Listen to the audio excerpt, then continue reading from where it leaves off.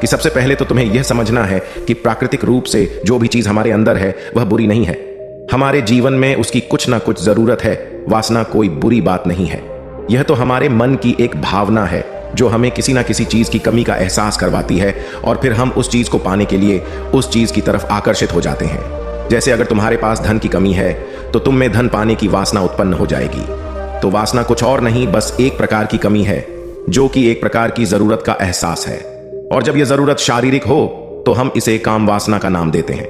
युवक ने गौतम बुद्ध को कहा कि बुद्ध, मुझे काम वासना का मतलब तो समझ में आ गया, पर आप मुझे यह बताइए कि यह आती कहां से है और कैसे आती है।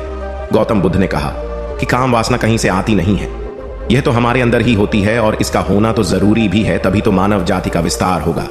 युवक ने कहा जब यह हमारे अंदर ही है और जरूरी भी है तो फिर लोग इसे गलत क्यों बोलते हैं। बुद्ध ने कहा कि यही तो समस्या है। लोगों ने काम वासना को गलत तरीके से सोच लिया है। इसे छिपाने की दबाने की कोशिश करते हैं। काम वासना गलत नहीं है, बल्कि काम वासना का गलत तरीके से प्रयोग करना गलत बात है। लोग जिससे प्रेम करते हैं बस उसी के लिए जीने लग जाते हैं, उसे पाना ही अपना लक्ष्य बना लेते हैं और उसी के बारे में हमेशा सोचते रहते हैं, पर यह सब गलत है। बुद्ध ने युवक से कहा, क्या तुम्हें पता है जानवरों में भी काम वासना होती है। युवक ने उत्तर दिया, हाँ बुद्ध, जानवरों में भी काम वासना होती है, क्योंकि जानवर भी तो आखिर अपनी पीढ़ी को आगे बढ़ाएंगे। बुद्ध ने कहा, तो फिर हम जानवरों की काम वासना को गलत क्यों नहीं कहते।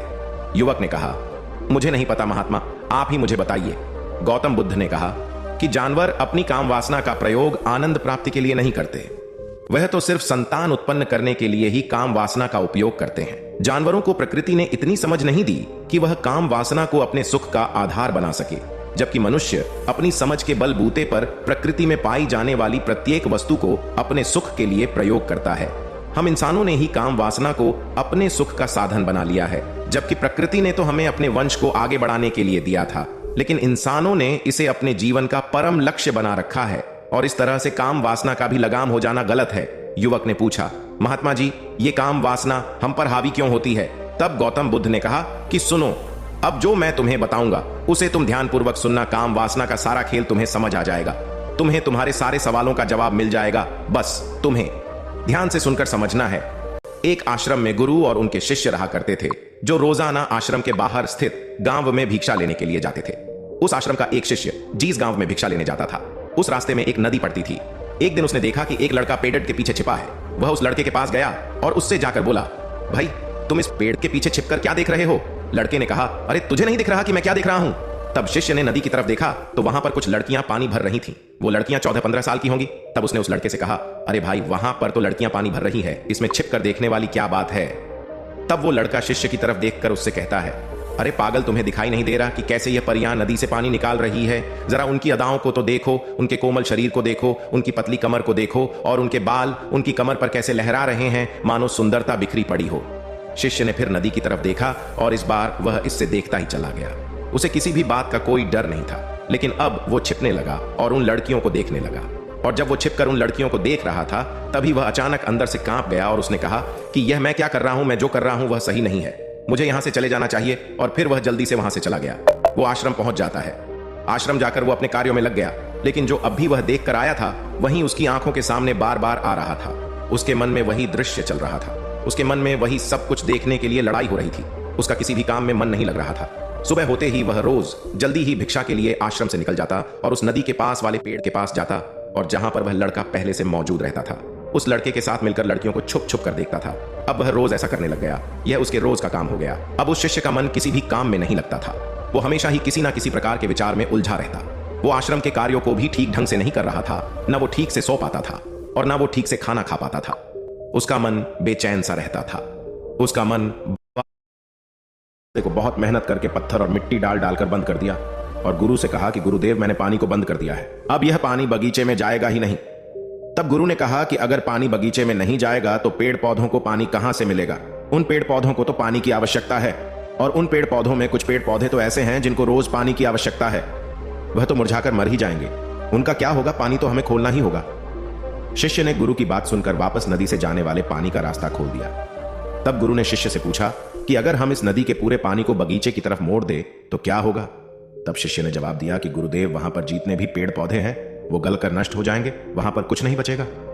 फिर गुरु मुस्कुराए और बोले, तुम इस बात को समझो कि हमें किसी भी चीज को रोकना नहीं है, बस हमें हमेशा संतुलन बनाए रखना है। कम पानी से भी पौधे नष्ट होते हैं और ज्यादा पानी से भी पौधे नष्ट होते हैं। हमारा जीवन संतुलन से ही चलता है। गुरु ने शिष्य से कहा कि अगर मैं तुम्हें कहूं कि तुम आम के बारे में मत सोचो, तो तुम्हारे मन में सबसे पहले किसका चित्र आएगा?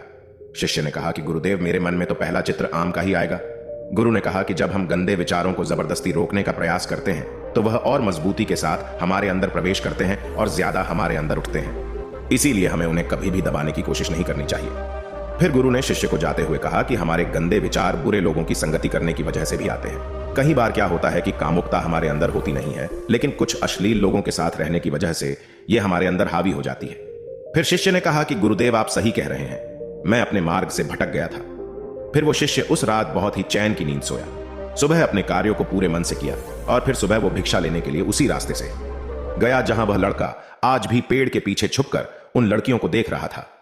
वो शिष्य नदी पर गया जहां वह लड़कियां पानी भर रही थीं। उसने उन लड़कियों से पानी मांगा। उन लड़कियों में से एक लड़की ने उसे पानी पिलाया और उस सन्यासी शिष्य के चरण छुए। शिष्य ने उसे आशीर्वाद दिया कि तुम्हारा कल्याण हो। उसका मन सकारात्मक ऊर्जा से भर गया। उसके चेहरे पर मुस्कान आ गई थी, जैसे कि उसे कुछ खोया हुआ वापस मिल गया हो। वह वापस अपने रास्ते से जाने लगा। तभी पीछे से वह लड़का आ गया जो पेड़ के पीछे छुपा हुआ था। वह शिष्य के पास आया और बोला कि क्या बात है, आज तो तुमने नजदीक से दर्शन कर लिए, तुम तो मुझसे भी आगे निकले। तब शिष्य ने कहा कि हम हमेशा दूसरे के दर्शन करने में ही व्यस्त रहते हैं, अपने दर्शन कर ही नहीं पाते। तुम कब तक इस पेड़ के पीछे छुपते रहोगे? किसी को पसंद करते हो तो उससे बोल दो, अगर वो भी तुम्हें पसंद करती है, और शादी कर लो। पर उससे पहले तुम कुछ बन जाओ तथा अपने आप को पहचान लो। ऐसे अपना समय बर्बाद मत करो। फिर वह लड़का रोज उससे मिलने लगा और उस लड़के ने नदी पर जाना छोड़ दिया। और फिर वो लड़का अपने जीवन में कुछ बनने के लिए संघर्ष करने लगा। तो तुमने देखा संगति का असर क्या होता है। अपनी संगति बदलो, अपने विचार बदलो। बुद्ध ने युवक से पूछा कि क्या तुम्हें तुम्हारे सारे सवालों का जवाब मिल गया?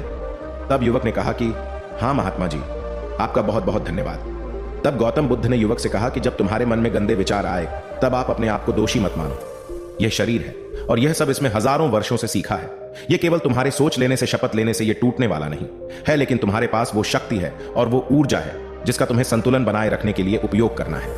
तुम एक जीवित ऊर्जा हो जो कुछ भी अनुभव करने के लिए स्वतंत्र हो, जो कुछ निर्माण करने के लिए स्वतंत्र है। इसीलिए तुम अपने आप को पहचानो। दोस्तों, आपको यह कहानी कैसी लगी हमें कमेंट करके जरूर बताना और ऐसी ही और कहानियों के लिए सब्सक्राइब का बटन जरूर से दबा देना।